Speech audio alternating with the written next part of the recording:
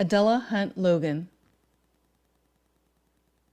Adella Hunt Logan, born February 10, 1863, was an educator known for being an activist for women's rights, education, and public health.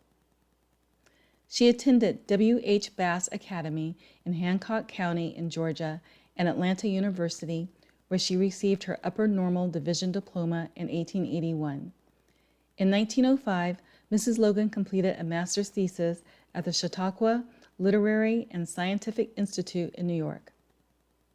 However, because the school was not accredited to issue graduate degrees, trustees at Atlanta University awarded her an honorary master's degree. In 1881, Mrs. Logan started teaching at the American Missionary Association in Albany. In 1883, Mrs. Logan became the second woman to be a part of the Tuskegee Institute faculty. Once she began teaching at Tuskegee, she became close friends with Dr. Booker T. Washington. Mrs. Logan vocally opposed segregation on rail cars and lynching. She was an advocate for social reform, and she later became active in women's suffrage. Born of Cherokee, African, and Caucasian descent, she sometimes presented herself as Caucasian to attend some suffragist meetings, such as the National American Women's Suffrage Association, since African American women were excluded. During those meetings, Mrs. Logan advocated for the rights of African Americans.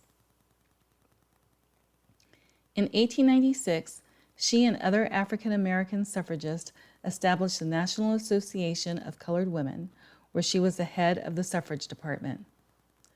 She also provided poems and articles to the NAACP's The Crisis, as well as other national African American magazines and papers. Her poem, Just as Well as He, provides reasons why women should be able to vote. Adella Hunt Logan made an impact on women's suffrage due to her tireless efforts to form activist organizations, give speeches, and write influential articles.